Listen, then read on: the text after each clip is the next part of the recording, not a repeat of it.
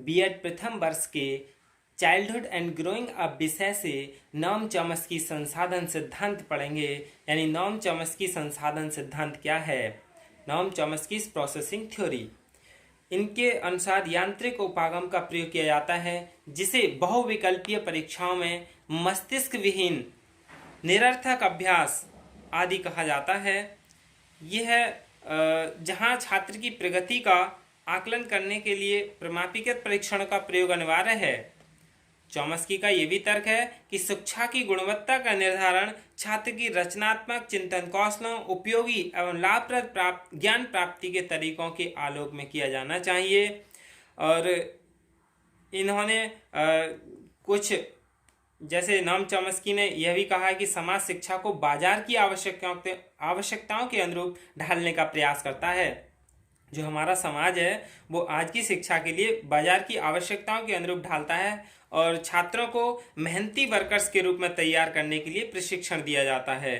शिक्षा प्रक्रिया के रूप में जो परिवर्तन आया है उसके अनुसार शिक्षक छात्र को मात्र सूचना प्रदान करता है, न कि उसे इस योग्य बनाए कि छात्र स्वयं उच्च स्तरीय चिंतन कौशलों का विकास कर सकें। चॉम्स्की ने हमारे स्कूलों में प्रतिपादन का गहन स्तर बताया है।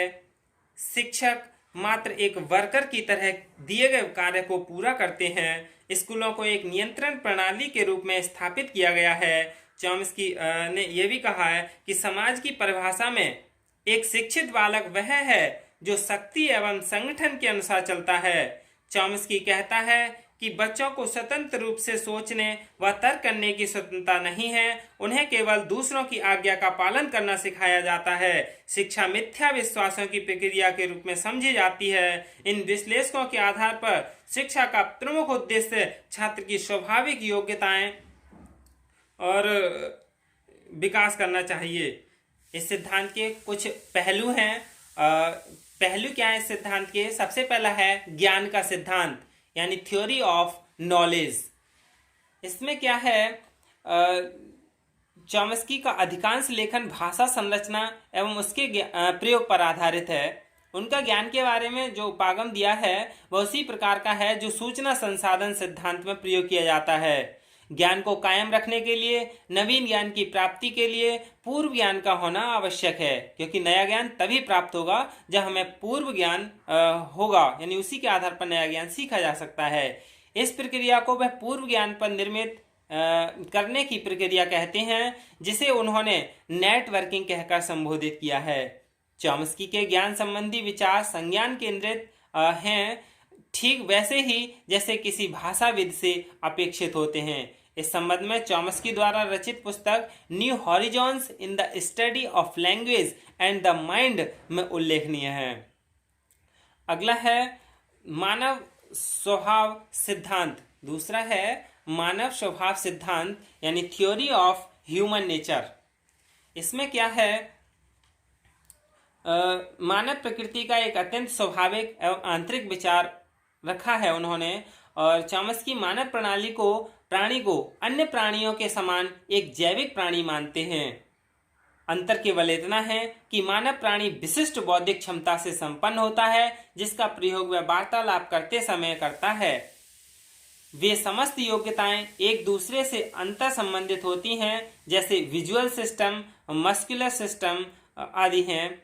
वे मानते हैं कि यदि मानव वंशानुगत दृष्टि से स्वच्छ है तो वह इन योग्यताओं का विकास आसानी से कर लेना चाहता है, उसकी परिस्थितियां कैसी भी हों।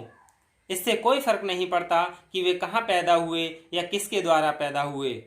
हमारी प्रकृति की यही एक विशेषता है जो मानव में चिंतन, तर्क एवं संचार क्षमताओं का विकास करती है। इसके अलावा चॉम्स्की इस बात में भी विश्वास करा है उन्होंने कि गुणों में सार्वभौमिकता पाई जाती है, जिससे इसका नैतिकता के संदर्भ में जो विभिन्न संस्कृतियों में देखने को मिलती हैं। अगला है अधिगम का सिद्धांत, यानी थ्योरी ऑफ लर्निंग। इसमें क्या है, इसमें रास्ता दिखाया जाता है। जो मानव मस्तिष्क को पढ़ने का द्वार खोलता है या रास्ता दिखाता है वही भाषा है। भाषा सीखने के संदर्भ में चॉम्स्की ने कहा है, भाषा संबंधी कुछ पहलुओं का ज्ञान स्कूलों में अवश्य प्रदान किया जाता है। यह भी सही है कि किसी भी भाषा के मूलभूत पहलू सार्वभौमिक होते हैं। ये भाषाई सिद्धांत के नाम से जाने जाते हैं और यह भी मानते हैं कि आनुवांशिक जनक विंडो ऑफ अपॉर्चुनिटी होती है।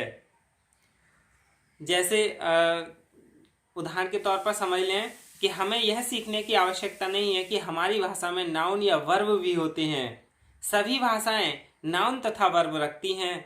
हाँ, इतना जरूर है कि इन नाउन या वर्ब से जुड़ी भाषा में निहित आवाजों को सीखने की हमें आवश्यकता अवश्य है। ये भी मानते हैं कि बालकों में जैविक एकरूपता भी किन्हीं संदर्भों में देखने को मिलती है, जो बाल्यावस्था अनुभवों से पूर्व ही सुनिश्चित हो जाती है।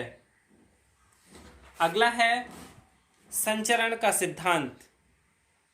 इसमें क्या है, शिक्षण का लक्ष्य छात्रों की इस दृष्टि में सहायता करता है कि वे अधिगम में रुचि लेने लगे तथा उनकी बुद्धि को बढ़ावा दिया जा सके। और वे आगे यह भी कहते हैं कि बालकों की सामान्य रुचि को यथावत बनाया रखा जा सकता है, रुचि को जागृत किया जा सकता है। वे सभी प्रकार के कार्य कर सकते हैं जिनका बोध भी नहीं होता। दूसरा है समाज का सिद्धांत यानी थ्योरी ऑफ सोसाइटी। चॉम्स्की ने आज के समाज को आधुनिक औद्योगिक तथा आर्थिक निहितार्थ कहकर पुकारा है। इन्होंने दास्ता तथा स्त्रियों के अधिकार इस प्रकार तथा उदाहरण स्वरूप प्रस्तुत किए गए हैं, जैसे एक सच्चा समाज सत्ता के भूखे लोगों से नहीं चलता। वह आगे ये भी कहते हैं कि एक सच्चा प्रजातांत्रिक समाज वह है जिसमें सामाजिक नीतियों के निर्माण में सामान्य लोगों को प्रतिभागिता से काम लिया जाता है।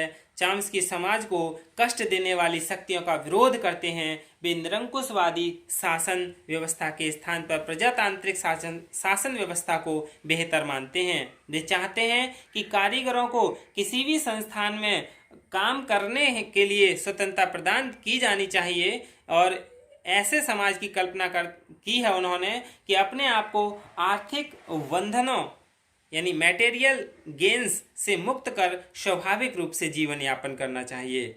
चॉम्स्की ने समाज के साथ साथ शैक्षिक संस्थानों के संदर्भ में भी अपने विचार प्रस्तुत किए हैं। उन्होंने कहा है कि स्कूल, कॉलेज, विश्वविद्यालयों ने आज कारखानों व फैक्ट्रियों का रूप ले लिया है। आज के युग में विद्वानों यानी इंटेलेक्चुअल्स की परिभाषा करना कठिन कर दिया है। और उन्होंने यह भी कहा है कि आज के शैक्षणिक संस्थानों में व्यक्ति की आंतरिक, नैतिक एवं बौद्धिक प्रवृत्ति की ओर कोई ध्यान नहीं दिया जाता है।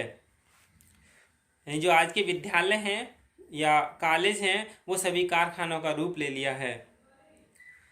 अगला है सुयोग का अवसर, सुयोग का सिद्धांत या अवसर का सिद्धांत यानी थ्योरी ऑफ अपॉर्चुनिटी।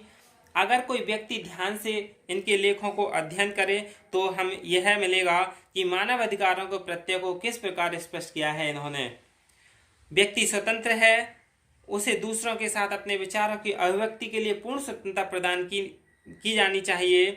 अभिव्यक्ति का किसी प्रशासनिक संस्था द्वारा दमन नहीं किया जाना चाहिए और मानव स्वभाव से ही रचनात्मक प्रवृत्ति तथा रचनात्मकता की स्वतंत्रता की मूल प्रवृत्ति को सहजे होते हैं। मात्र कुछ लोगों के हाथों में सत्ता के आ जाने पर वे दोनों प्रवृत्तियों का दमन करते हैं। यानी कुछ लोगों के हाथ में यदि सत्ता आ जाए तो वो व्यक्ति की दोनों प्रवृत्तियों का दमन करते हैं। जैसे चाहे किसी फैक्ट्री या कंपनी का मालिक अपने वर्कर्स पर या किसी विद्यालय का प्रधानाचार्य या प्राचार्य जो भी हो, वह भी उनकी मूल प्रवृत्तियों का दमन करते हैं जो सहयोग पर आधारित किसी उत्पाद क्रिया के मार्ग में बाधा उत्पन्न करती हैं। कभी कभी तो बच्चे के अभिभावक भी इस तरह की उनकी मूल प्रवृत्तियों का दमन करते हैं। चॉम्स्की ने सभी के लिए शिक्षा विचारधारा का समर्थन किया है जो शिक्षा प्राप्त करना चाहता है। इसलिए सभी को शिक्षा प्राप्त करने का अवसर उपलब्ध कराए जाने चाहिए। लेकिन उन्होंने साथ ही यह भी कहा है कि बालक को बलपूर्वक या उसकी इच्छा के विरुद्ध शिक्षा प्राप्त करने के लिए बाध्य न किया जाए। इस विचारधारा का सार यह है कि जो शिक्षा प्राप्त करना चाहे या वे पढ़ें, और जो शिक्षा प्राप्त नहीं करना चाहे वो ना पढ़ें, यानी उन्हें जबरदस्ती न थोपा जाए। चॉम्स्की ने स्कूल संबंधी विचार ठीक वैसे ही जैसा वह किसी को शिक्षित किया जाए, यानी हु इज बी एजुकेटेड के संबंध में किया है। स्कूल के संबंध में अपनी विचारधारा को स्पष्ट किया है कि स्कूल को प्रतिपादन का प्रयोग किए बिना अनुदेशन का प्रजातांत्रिक स्वरूप अपनाना चाहिए। उन्होंने मैं अपने बारे में ही कहा था कि मैं जानबूझकर लोगों को मनाने या संतुष्ट करने की कोशिश नहीं करता। हो सकता है कि मैं करता भी हूँ। अगर ऐसा है तो यह गलत है। सही तरीका यह है कि आप लोगों में यह विश्वास पैदा करने का प्रयास ना करें कि आप सही हैं, बल्कि उन्हें स्वयं अपने आप से सोचने के लिए चुनौती प्रस्तुत करें। और कुछ लोग इस तरह के होते हैं कि अपने बारे में ही बताते जाते हैं कि मैं भी तो ऐसा हूँ, मैं भी तो ऐसा हूँ, लेकिन अपने बारे में ऐसा ना कहें। उन सामने वाले के लिए स्वयं सोचने के लिए मजबूर कर दें, अपने आप को इतना आदर्श बनाएं। अगला लास्ट है सम्मति का सिद्धांत, यानी थ्योरी ऑफ कॉन्सेंसस। इन्होंने संपत्ति मानवता का एक आपसी समझौता है। जब वे किसी समुदाय, कार्यस्थली या समाज में किसी प्रकार के दायित्व का निर्वहन करते हैं, संपत्ति किसी भी समुदाय के सदस्यों के महज आपसी सहमति का प्रतीक है। यह एक प्रकार से निहित स्वार्थ बनाम समाज के आदर्शों के बीच तालमेल है। इस विचारधारा का अध्ययन विशिष्ट समाजों के संदर्भ में भी किया है। यानी एक सच्चा समाज आधिकारिक रूप से समाज के आदर्शों, आवश्यकता एवं स्वतंत्रता को महत्व प्रदान करता है। अब यदि किसी नियामक संस्था द्वारा इस आधिकारिक स्वतंत्र को चुनौती दी जाए तो इसके कोई हस्तक्षेप किया जाता है कि इसमें अनावश्यक रूप से व्यवधान एवं असहमति देखने को मिलती है। समाज उस स्थिति में असहज महसूस करता है जब कोई बाहरी व्यक्ति उसके आंतरिक मामलों में हस्तक्षेप करता है या उसकी कार्यकुशलता पर संदेह व्यक्त करता है। चॉम्स्की कहते हैं कि वे स्वयं इस प्रकार की मानसिकता के शिकार हुए हैं तथा यूनाइटेड स्टेट्स सरकार की नीतियों की खुले तौर पर आलोचना करने तथा मीडिया द्वारा इन नीतियों का पक्ष लेने के संदर्भ में उन्हें एंटी अमेरिकन तथा लिबरल इंटेलेक्चुअलिज्म के रूप में देखा है। इस प्रकार कहा जा सकता है कि चॉम्स्की के सिद्धांत आदर्शवादी जनतंत्र, आइडियलाइज्ड डेमोक्रेसी का प्रतिनिधित्वात्मक स्वरूप है। इसमें विभिन्न विचारधाराएं सम्मिलित की हैं। यही क्या है, नोम चॉम्स्की का यानी प्रोसेसिंग थ्योरी, संसाधन सिद्धांत है। अब हम अगला इनका भाषा का सिद्धांत पढ़ेंगे। धन्यवाद।